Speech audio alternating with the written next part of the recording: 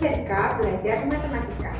Nah, sekarang kita akan mempelajari materi baru, yaitu bangun ruang. Setelah mempelajari bangun ruang, kalian akan dapat memahami, membandingkan bangun ruang, prisma, kerucut, limas, tabung, dan bola. Mempelajari tentang luas dan volumenya. Nah, apakah bangun ruang itu? Bangun ruang adalah suatu bangun 3 dimensi yang memiliki ruang, volume, atau isi dengan sisi-sisi yang membatasinya. Coba perhatikan. Nah, pertama kita akan belajar tentang prisma. Prisma banyak kita temui dalam kehidupan sehari-hari. Contohnya tenda pramuka. Pernahkah kalian memperhatikan bagaimana bentuk tenda tersebut? Ya, tenda berbentuk bangun ruang prisma segitiga. Nah, apakah prisma itu? Prisma merupakan bangun ruang yang dibatasi oleh 2 sisi. Sisi pertama berbentuk segi banyak, sejajar, dan kongruen. Sedangkan sisi lainnya berbentuk persegi panjang. Prisma mempunyai bagian-bagian bangun yang bentuknya berbeda. Nah, perhatikan bagian-bagiannya. Jadi, prisma memiliki alas dan tutup yang sama. Alasnya tidak harus segitiga, bisa segi 4 seperti balok, seperti kubus, bisa segi 6, segi 5, segi 7, dan segi banyak. Selanjutnya kita masuk ke bangun ruang tabung. Banyak contoh bangun ruang tabung dalam kehidupan sehari-hari seperti kaleng biskuit, kaleng cat, atau mug. Nah, tabung disebut juga silinder.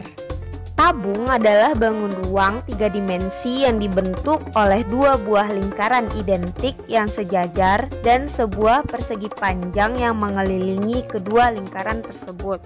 Tabung juga bisa disebut prisma segi tak hingga. Bagian-bagian tabung merupakan sisi tabung. Sisi-sisi tersebut terdiri atas sisi alas, sisi tegak atau selimut, dan sisi atas. Sisi alas dan sisi atas tabung berbentuk lingkaran, sedangkan selimut tabung berbentuk persegi panjang. Pada tabung terdapat tinggi, diameter, dan jari-jari tabung. Nah, selanjutnya kita masuk ke limas. Limas adalah bangun ruang yang dibatasi oleh sebuah bangun datar sebagai alas. Selain itu, beberapa buah bidang berbentuk segitiga bertemu pada satu titik puncak. Limas mempunyai bagian-bagian bangun yang bentuknya berbeda. Nah, coba perhatikan bagian dari limas dan jaring-jaringnya. Nah, nama limas diberi berdasarkan bentuk segi N pada bidang alasnya, seperti limas segitiga, limas segi 4, limas segi 5, limas segi 6, atau lainnya. Selanjutnya kita masuk ke kerucut. Contoh dalam kehidupan sehari-harinya adalah caping. Caping sejenis topi berbentuk kerucut yang umumnya terbuat dari anyaman bambu. Contoh lainnya adalah topi ulang tahun. Kerucut merupakan limas dengan sisi alas berbentuk lingkaran. Kerucut dapat juga diartikan sebagai bangun ruang, di mana bangun tersebut dibentuk oleh sebuah lingkaran pada sisi alas dan sisi lengkung yang mengelilingi lingkaran tersebut. Bagian-bagian kerucut yaitu titik puncak, rusuk, dan sisi. Sisi-sisinya sendiri terdiri atas sisi alas dan sisi tegak atau selimut kerucut. Adapun hal yang berkaitan dengan kerucut yaitu jari-jari, tinggi, dan garis pelukis. Garis pelukis pada kerucut disebut juga apotema. Panjang garis pelukis atau S biasanya dihitung menggunakan rumus Pitagoras.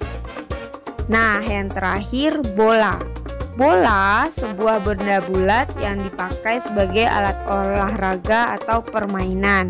Bola adalah bangun ruang 3 dimensi. Bola merupakan bangun ruang sisi lengkung yang dibatasi oleh satu bidang lengkung. Bola didapatkan dari bangun setengah lingkaran yang diputar satu putaran penuh atau 360 derajat pada garis tengahnya. Bagian dari bangun ruang berbentuk bola disebut sisi. Hal-hal yang berkaitan dengan bola antara lain jari-jari, diameter, dan titik pusat bola. Nah, semoga kalian paham ya. Nantikan video berikutnya. Jangan lupa like, share, and subscribe to Tech Student.